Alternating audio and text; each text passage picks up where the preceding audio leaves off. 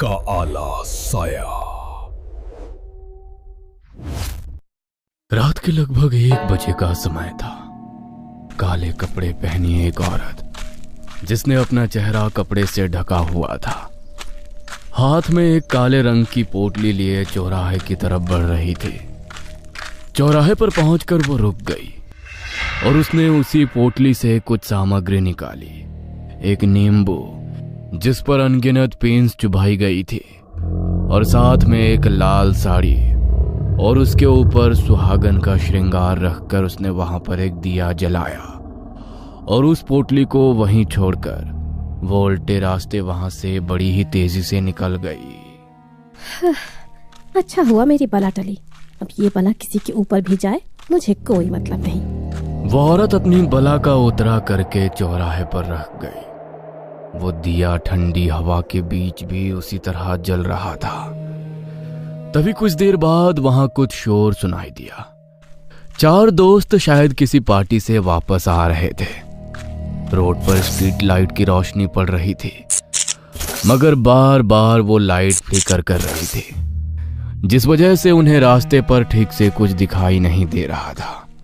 और तभी चलते चलते उनमें से एक लड़की प्रियांशी का पैर चौराहे पे रखे उस सामान पर पड़ गया, और उसी समय स्ट्रीट लाइट ने भी फ्लिकर करना बंद कर दिया। उसकी दोस्त आयुषी का ध्यान उस सामान पर पड़ा।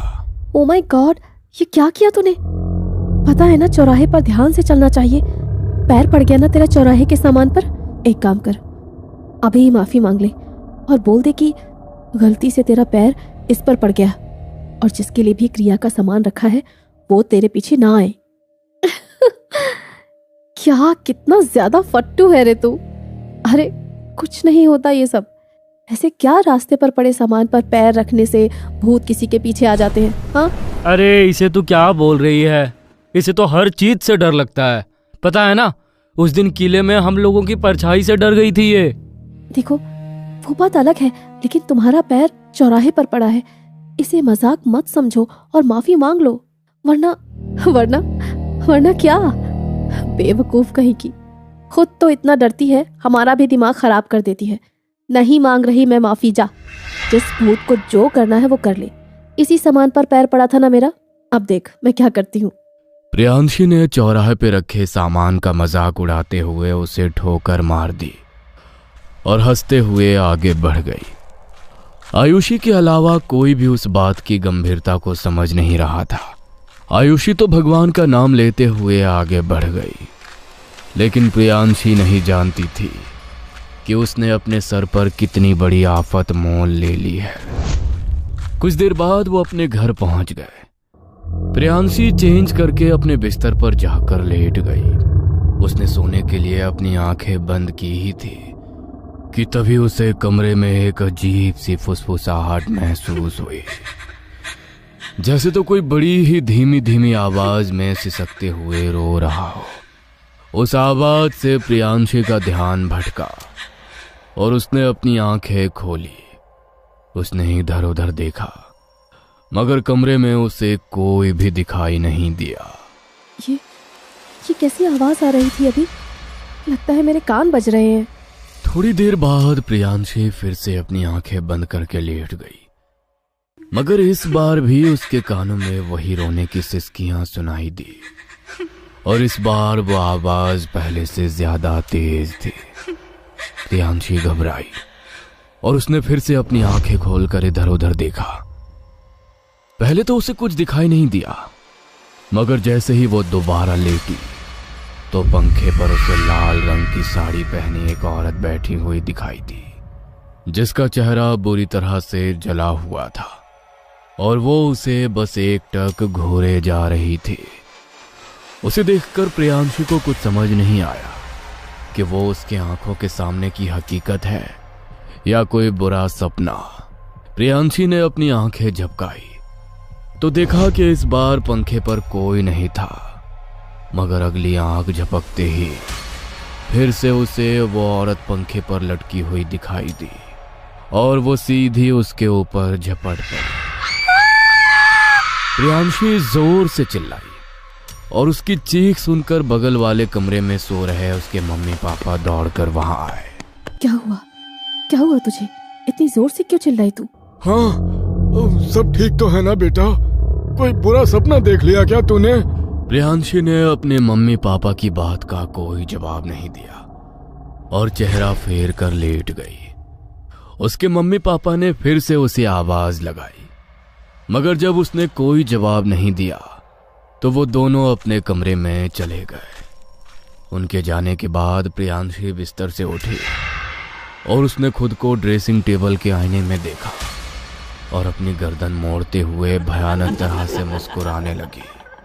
उसने अपना ड्रॉअर खोला और आधी रात को अपने चेहरे पर मेकअप करने लगी।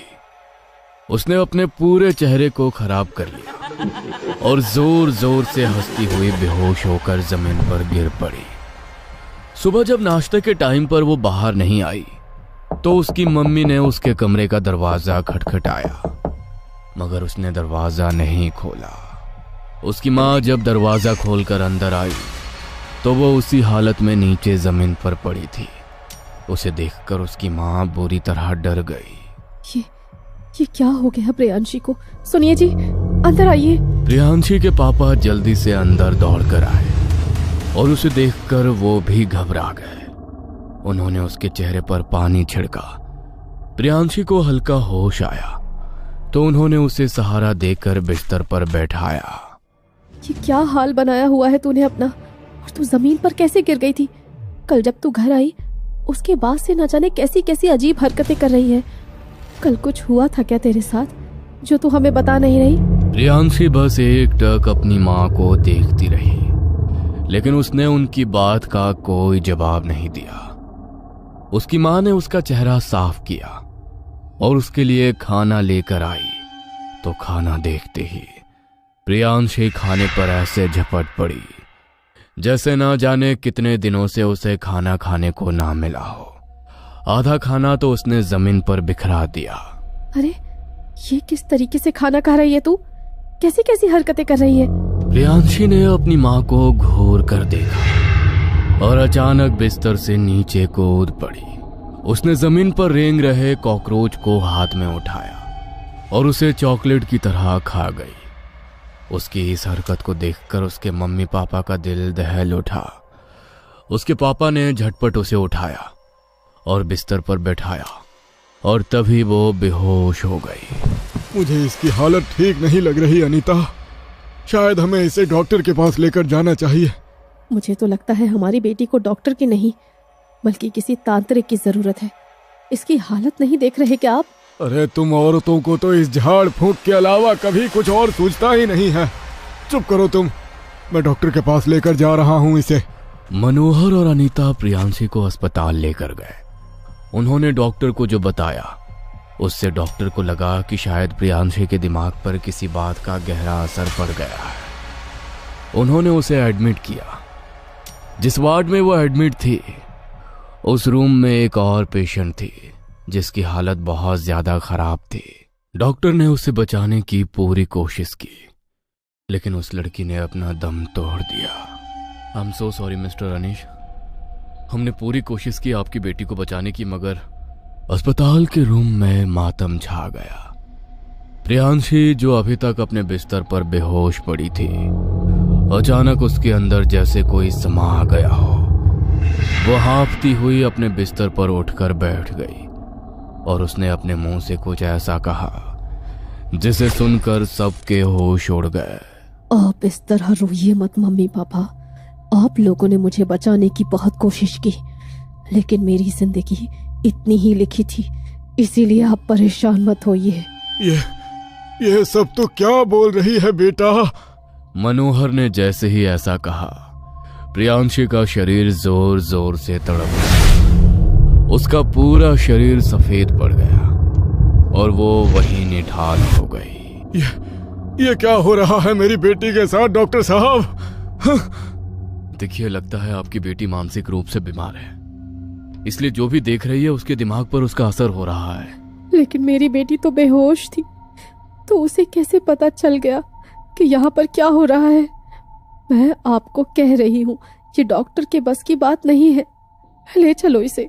चुप करो तुम। प्रियांशी 2 दिन तक अस्पताल में एडमिट रही। उसकी तबीयत में सुधार आ रहा था, इसलिए डॉक्टर ने उसे डिस्चार्ज कर दिया।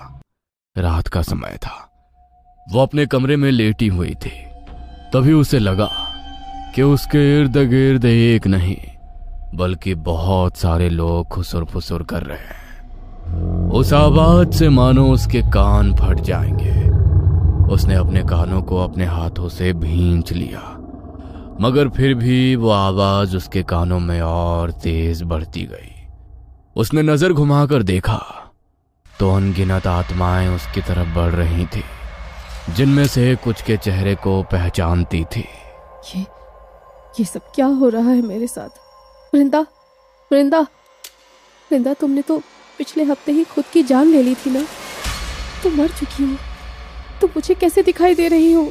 प्रियांशी जहां जहां जाती जा रही थी, वहां वहां से आत्माएं चलकर उसके पीछे आती जा रही थी और एक साथ उन सब ने उसके भीतर प्रवेश करना शुरू कर दिया था।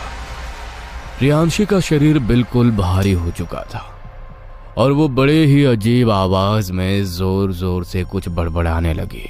उसके बड़बड़ाने की आवाज इतनी तेज थी कि उसके मम्मी पापा दौड़कर उसके कमरे में आए और अपनी आंखों के सामने का नजारा देखकर उनके होश उड़ गए।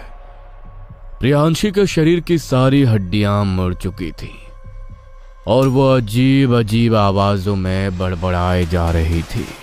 मैंने बोला था ना आपको कि हमारी बेटी को तांत्रिक बाबा की जरूरत है।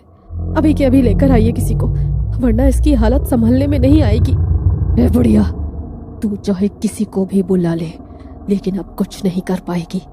इसने खुद अपने अंदर आने का न्योता दिया है, इसीलिए अब कोई इसे हमसे अलग नहीं कर सकता।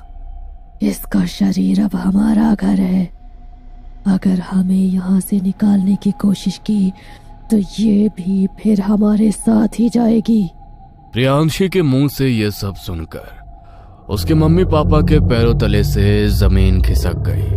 प्रियांशी के शरीर की हर एक हड्डी मुड़ चुकी थी, मगर उसके बाद भी वो बड़े ही भयानक तरीके से मुस्कुरा रही थी। अपने हाथ पैरों पर रेंगती हुई वो अपने मम्मी पापा की तरफ बढ़ने लगी। उसके पापा ने हिम्मत करके अनीता का हाथ पकड़ा और जल्दी से उसे कमरे के बाहर खींचकर कमरे को बाहर से बंद कर दिया। मुझे पहले ही तुम्हारी बात मान लेनी चाहिए थी। अगर पहले तांत्रिक बाबा के पास चले गए होते तो प्रियांशी की हालत इतनी खराब ना होती। जैसे जैसे वे बातें करते जा रहे थे, वैसे वैसे अंदर से आने वाली प्रियांशी के हंसने की आवाज और ज्यादा भयानक होती जा रही थी। उसकी मां घबराते हुए घर के मंदिर वाले कमरे की तरफ दौड़ी। उन्होंने आधी रात को ही मंदिर में दिया जलाया और माता रानी की आरती गाने लगी और उसी वक्त प्रियांशी के कमरे से उसकी चीखों की आवाज सुनाई दी। लेकिन उनके अंदर इतनी हिम्मत नहीं हो रही थी कि वो उसके कमरे का दरवाजा खोलकर उसके पास जा सके। कुछ देर तक चीखने के बाद कमरे से उसकी आवाजें आनी बंद हो गई। मनोहर और अनीता ने चैन की सांस ली और मंदिर वाले कमरे में ही बैठ गए। इस कमरे में कही हुई बातें शायद वो आत्माएं सुन नहीं सकेंगी। मैं कल सुबह होते ही तांत्रिक बाबा के पास जाऊंगा। अब हम एक और दिन भी इंतजार नहीं कर सकते। अगली सुबह घर में बिल्कुल खामोशी थी, मगर शाम होते ही फिर से प्रियांशी के कमरे से वैसे ही हंसी की आवाज सुनाई देने लगी। दीवार को कुरेदने की आवाजें बाहर तक जा रही थी। उसकी उंगलियों का मांस फट चुका था और खून बहकर फर्श पर गिरने लगा था। उसकी मां ने कमरे का दरवाजा खोला और उसकी हालत देखकर उसकी आंखें फटी की फटी रह गईं। प्रियांशी उन्हें देखकर जोर जोर से हंसने लगी। तभी अचानक प्रियांशी का चेहरा गंभीर हो गया। कमरे के बाहर तांत्रिक बाबा खड़े थे, जिन्होंने कमरे के बाहर एक रक्षा घेरा खींच दी थी। उन्होंने कमरे के भीतर प्रवेश किया तो प्रियांशी आक्रामक हो गई और अलग अलग आवाजों में फिर से बड़बड़ाने लगी। तुझे क्या लगता है तू तो इसे बचा लेगा। इसने खुद हमें अपने शरीर में प्रवेश करने का आमंत्रण दिया है। इसने मेरा अपमान किया और मेरी क्रिया के सामान को ठोकर मारी, इसलिए मुझे इसके साथ चलकर इसके साथ आना पड़ा और अब मैं इसे नहीं छोड़ सकती। मुझे इसका शरीर चाहिए। तांत्रिक बाबा समझ गए थे कि उसके साथ एक के साथ बहुत सी आत्माएं बंध गई हैं, मगर इसका कारण उन्हें समझ नहीं आ रहा था। इसलिए उन्होंने प्रियांशी के इर्द गिर्द गोल घेरा बना दिया ताकि वो उससे बाहर ना निकल सके, और वहीं पर एक अग्निकुंड जलाकर बैठ गए। उन्होंने मंत्र पढ़ते हुए ध्यान लगाए तो उन्हें अपनी आंखों के सामने सब कुछ नजर आने लगा, मगर उनका चेहरा निराशा से मुरझा गया। वो कमरे में जलती हुई अग्नि छोड़कर बाहर आ गए। क्या हुआ बाबा, आप बाहर क्यों आ गए? मेरी बेटी ठीक हो गई? माफ करना, लेकिन तुम्हारी बेटी को मैं ठीक नहीं कर सकता। उसने चौराहे पर रखी क्रिया सामग्री का अपमान किया और खुद उस आत्मा को अपने पीछे आने पर उकसा दिया। और एक बार यदि कोई आत्मा इंसानी शरीर के अंदर प्रवेश कर जाती है तो उस शरीर के भीतर आत्माओं के प्रवेश का द्वार खुल जाता है। इसलिए जो भी भटकती आत्मा तुम्हारी बेटी को देखती है उस द्वार को खुला पाकर उसके भीतर प्रवेश कर जाती है। उसके शरीर में इतनी अनगिनत आत्माएं प्रवेश कर चुकी हैं कि मैं उनकी गिनती तक नहीं कर सकता। तो उनसे तुम्हारी बेटी को बचाना तो मेरे लिए असंभव हो चुका है। मैं इसमें तुम्हारी कोई मदद नहीं कर सकता। मुझ अकेले के पास इतनी शक्ति नहीं है। ऐसा मत कहिए बाबा। अरे मैं तो आपके पास बहुत आस लगा कर आया था। अगर आप भी इस तरह से हमारी मदद करने से इनकार कर देंगे तो मेरी बेटी को कौन बचाएगा? महायज्ञ करना होगा जिसमें 51 अघोरी एक साथ बैठकर यज्ञ करेंगे, क्योंकि इतनी आत्माओं को केवल वो अघोरी ही संभाल सकते हैं। तब तक ये रक्षा की रेखा तुम्हारी बेटी की रक्षा करेगी। तांत्रिक बाबा वहां से चले गए और रात को ही मनोहर भी घर से निकल गया, क्योंकि अघोरी बाबा रात के समय ही शमशान में अपनी तपस्या करते हैं। और वो रात को शमशान के पास गया जहां अघोरी बाबा अपनी तपस्या कर रहे थे। वो आकर सीधा उनके पैरों में गिर गया और उन्हें सब कुछ सुनाया। चिंता मत करो, हम महायज्ञ करेंगे। कल प्रातः काल ही 51 अघोरी तुम्हारे घर में उपस्थित होंगे और उन आत्माओं से तुम्हारी बेटी की मुक्ति जरूर कराएंगे। ब्रह्म मुहूर्त में अघोरी बाबा अपने साथ बाकी अघोरियों को लेकर उनके घर पहुंचे और घर के बीचों बीच उन्होंने अपना आसन जमाया और यज्ञ करना शुरू किया।